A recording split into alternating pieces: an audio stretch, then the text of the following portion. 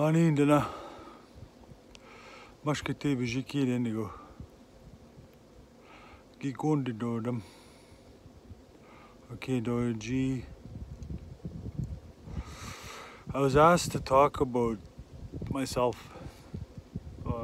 by somebody, so I'll do that because I guess it just means more.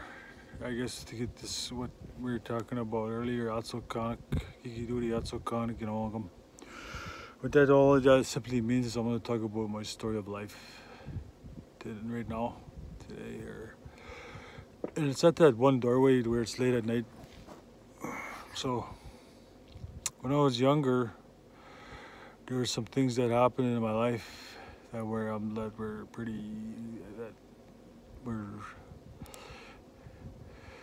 I guess that don't happen to people. Abusive things like sexual abuse, and I'm okay with it now. I mean, I have no problem talking about it. But it's not. As I got older, when I was like 16 years old, even before then, like I had plans. I'm just gonna explain to you about this because it's very meaningful. We were at a buddy's place. A bunch of us used to go. We were 16, and nobody was really. We started playing around with booze. Anyway, I went to one of our buddies' place, and we started off small, drinking small. And then, next you know, we busted into his parents' liquor cabinet. Me and my other buddy, we started drinking this heavy-duty liquor, really hardcore, like right straight from the bottle. And then I was wearing this. All I was wearing at that night was like a little jacket, skimpy jacket, like a hoodie. And everybody, except for my one buddy, everybody took off one way. But my one buddy, he stayed with me. And I had one thing in mind, and that was just to go sleep in the bush. Why? Because I was at that point in life where I thought, nobody really cares. So what's the use? I'm just gonna go sleep in the bush, and this is my time. That's what I wanted to do.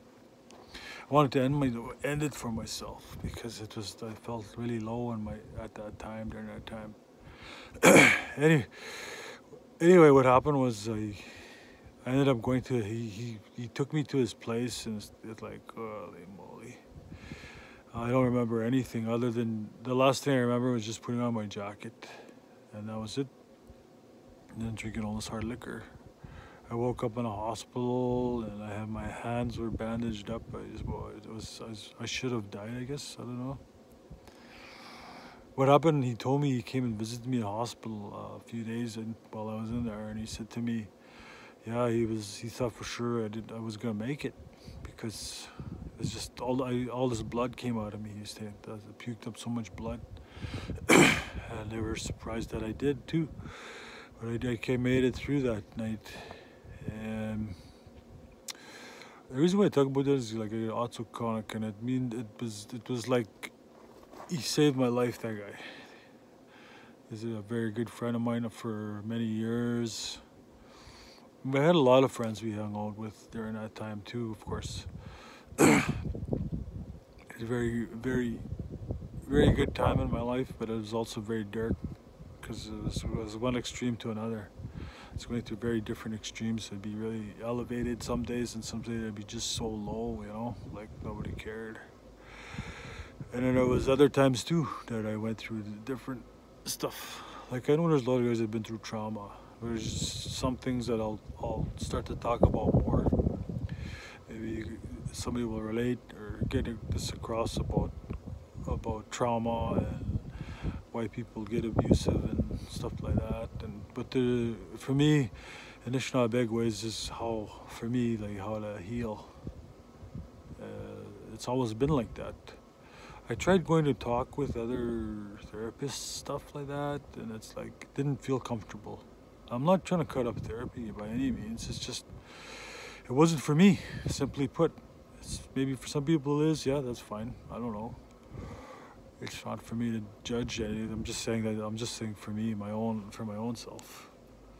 And there was another time after my mom had passed away, and I didn't realize it till that time that I had a lot of anger why me and my brother took care of her, and she used to go into these seizures like quite a bit in her last days. It's a horrific thing to witness, especially for your mom. I mean, it's one thing to see it and do it with somebody you don't know, I guess. But she let out this huge scream and blackout. It's not like she'd shake or nothing. It's different. Their whole body would go on limp, and then we'd have to go run and use the phone booth. We bought her a phone, but she'd use up the minutes. She was ready to go. She wanted to go. The spirit told us that. And then she passed on, and I had this thing still hanging on to me. Like, I don't know what it was, but it was like I mean, I do know what it was. It was like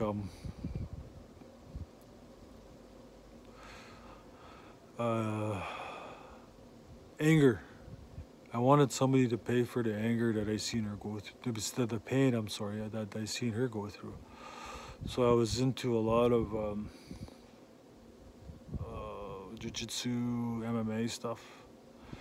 And then sometimes I'd be calm, but then somebody would get on my nerves and get me into a negative state. And I would actually I harmed people a few times. And I'm not very proud of it, but I just saying, like, one night I went to this one place and there was a bunch of guys there, a bunch of people. Something had transpired the night before, and we were at the wrong place at the wrong time. I was out in the balcony, and then the next thing you know, I see my cousin running. I'm wondering, what's up with that? I wasn't really paying attention. I was busy talking to somebody, and then I look over, and there's like 50 guys there. And one guy had a gun, and he come up, and I looked, and I thought, okay, this is it. I thought, pointed the gun at me, and I told him, put the gun away. And then I was looking down the barrel, and I thought, okay, this is it. And then I heard this big boom, and then all of a sudden I heard this big ringing for a long time. Then all of a sudden I came to, and somebody was waking me up and said, we got to get out of here, the cops are coming. So I got up, and then we took off, and I ran. And I was still disoriented and stuff, and these people wouldn't even help me. So I was gonna go back and then talk to the police and stuff, but it's like, it's almost like they didn't see me. There was the dogs there and stuff, so I thought, I don't know, I didn't know what to say to them, because I don't know who those people were. I didn't even know what I was gonna say. So I ended up going back to my place, and I was picking out this buckshot out of my head, out of my eye. And then it looked like I got hit in the side of the head. My head was like puffed up on one side, really big. And then I was having these really bad headaches. It felt like my brain was moved back on one side. Anyway, what happened was I went to a sweat, and the pain went away. Started going away, so I started going to sweats all the time. All I'm just saying is those were dark times in my life. I had to share that with you. There was other times too, but those were two main ones. And I know there was other times, and then I'll touch on those.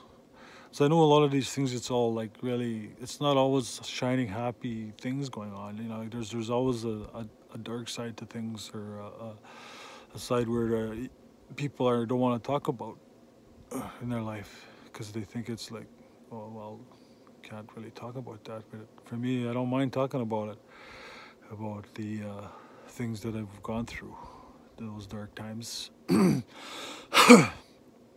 And I'll get into more about them and stuff like that.